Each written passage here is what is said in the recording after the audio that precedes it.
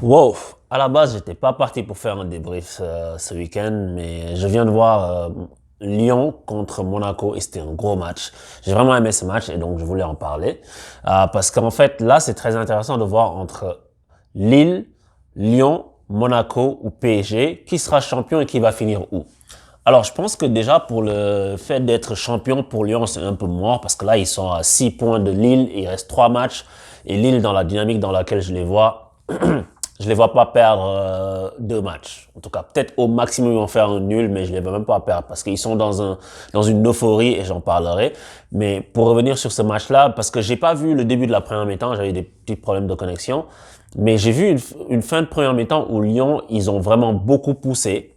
Ils étaient menés au score, mais ils ont commencé à pousser. Je trouve qu'ils ont bien combiné. Il y avait beaucoup de décalage, il y avait beaucoup de mouvements devant. Et après, quand ils sont revenus en deuxième mi-temps, on a senti un Lyon transfiguré parce qu'ils se sont dit, OK, si on perd, on est à 7 points. Et là, je pense que dans le vestiaire, ça a dû secouer. Et ils sont revenus avec des intentions extraordinaires. Et c'est ça qui a fait qu'on a vu un très bon match parce qu'on a vu des jeux avec des combinaisons à une touche de balle, des déplacements, des décalages, les joueurs qui bougeaient dans toutes les lignes. Et surtout un joueur, en fait, que j'ai noté, et c'est Memphis Depay. Ce type a été énorme. Je ne sais pas si les gens ont vu le même match que moi, mais Memphis Depay, il a été énormissime pendant ce match-là parce que c'est lui qui a donné le tempo dans l'envie, dans l'abnégation, dans le fait de prendre le ballon pour prendre ses responsabilités, comme aime le dire quelqu'un qu'on connaît. Il a pris ses responsabilités, il a réglé le problème. C'est ça, Memphis Depay aujourd'hui. Parce que l'action où il marque, il fait le but tout seul. Il est au milieu de 3-4 Lyonnais. Il arrive à crocheter, recrocheter, il frappe.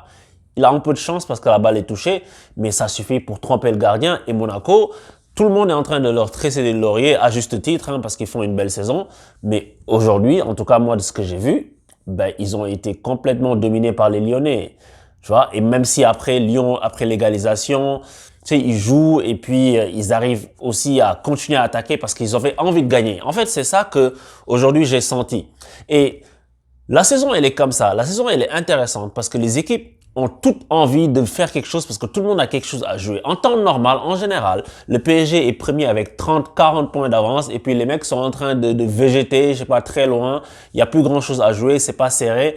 Mais cette année, le fait que le PSG ait fait une moins bonne saison, pour X raisons, ça donne une course au titre, en tout cas, qui est beaucoup plus palpitante, une course aux places européennes qui est aussi palpitante. Parce que la saison dernière, ça a été interrompu pour Covid, mais les équipes, donc, en fait, Lyon avait envie vraiment de gagner et ça s'est senti. Et quand ils ont marqué le deuxième but, super égalisation, encore une fois, centre de Depay, tête de Marcelo, superbe, ils marquent et 79e, on est à la 80e minute et ils ont fait la même chose que le PSG a fait contre City. Ils se sont mis à reculer. Ok, ils étaient à 10 et tu comprends que, en fait, c'est psychologique parce que moi, j'ai joué au foot, pas à un très haut niveau. Tout le monde a joué au foot un peu. Une fois, je me souviens, on jouait un quart de finale et en fait, on menait 3 buts à 2. J'avais marqué le troisième but. Certains disent de la fesse, je dis du dos, mais c'est une parenthèse. J'avais marqué le troisième but et je me souviens rester, on était dans les arrêts de jeu, quelque chose comme ça. Et en fait, on était tous en défense et quand le ballon arrive, t'arrives pas à le dégager. Je sais pas, c'est psychologique en fait. Tu as les jambes en coton, tu dégages, ça part pas. C'est comme Barcelone contre Chelsea, le but d'Iniesta. Tu vois, à un moment donné, le ballon vient, il y a centre, il y a Eto'o qui contrôle mal, il y a Essien qui n'arrive pas à dégager le ballon. C'est dans cette situation comme ça. Donc en fait, psychologiquement, toi, tu es en train de reculer. Et c'est dangereux de faire ça parce que tu te colles à ta surface et l'adversaire, tu lui donnes des opportunités de s'approcher et puis d'avoir quelque chose. Et c'est ça que les Monégasques ont eu. Et en fait, j'étais parti pour vraiment détruire la VAR parce que tu as vu.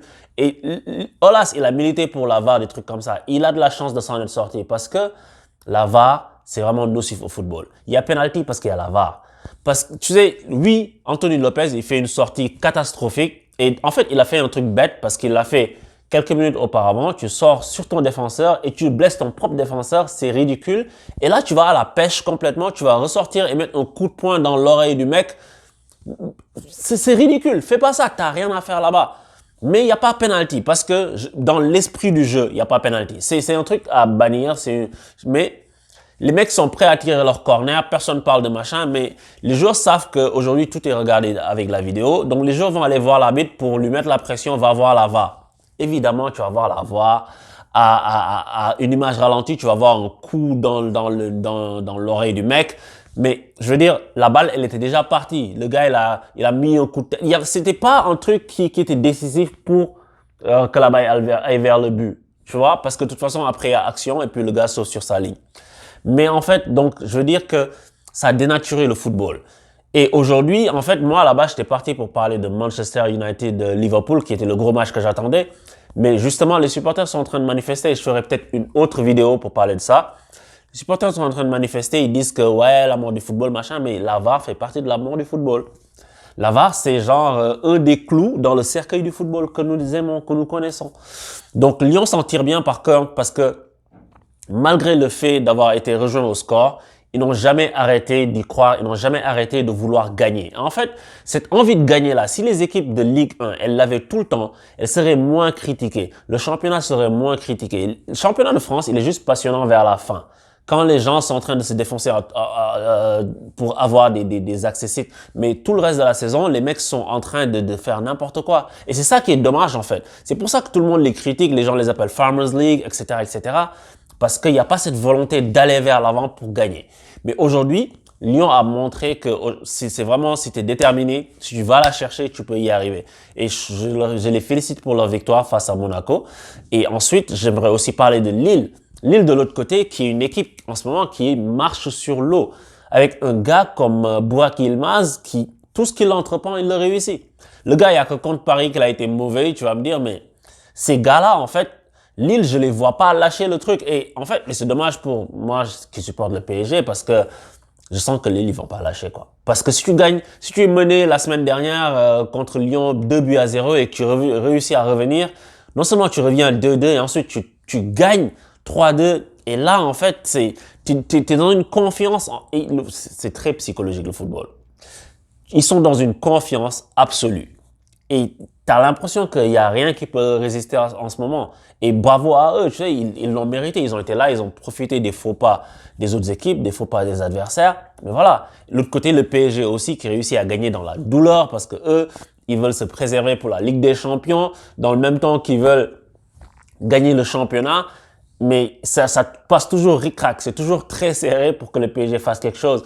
Et juste une parenthèse sur Neymar, et qui demandera une plus longue vidéo aussi, c'est que Neymar, en fait, les gars le détestent, les arbitres, les machins, parce que personne ne veut rien siffler pour lui. C'est vrai qu'il tombe tout le temps, mais j'ai l'impression que c'est quelqu'un d'assez fragile, qui tout lui fait mal, t'as l'impression, mais voilà quoi. Mais je veux pas m'attarder sur ça, juste pour dire, là, en ce moment-là, il y a Lille qui est devant, il y a le PSG qui est juste derrière, tout le monde se tient en 1 point, t'as Monaco qui est pas loin et Lyon à 70 points, Monaco 71. Je pense que Lyon va atteindre le podium, mais pour le titre, c'est mort pour eux. Maintenant, entre Lille et Paris, ça dépend si Lille fait un faux pas ou pas. Si Lille fait un match nul, je pense que Paris va être champion, mais là, je vois pas Lille flancher, honnêtement. Donc, dites-moi ce que vous en pensez. En tout cas, c'est bien de reprendre du plaisir à regarder du foot français parce que moi, ça fait quelques années que j'ai vraiment arrêté de regarder la Ligue 1 parce que c'était une perte de temps. Les mecs balancer des ballons, ça partait dans tous les sens. Il n'y avait aucun jeu construit. Mais cette saison, en fait, on assiste à quelque chose d'au moins assez intéressant. Donc, c'est ça. J'espère que vous aussi, vous avez pris du plaisir à regarder ce Lyon-Monaco, qui était un très bon match de football, qui n'a rien à envier à certains matchs de championnat, surtout quand je regarde l'Espagne où des fois, je dors. Donc, c'est ça. Dites-moi ce que vous en pensez. Et puis, je vous dis à bientôt sur 11 pour tous. Sûrement, on se reparlera pour la Champions League. On verra ce qui va se passer. Et c'est la première fois de ma vie que, en tant que supporter parisien, voilà quoi, je vais pas en dire plus. Allez, ciao!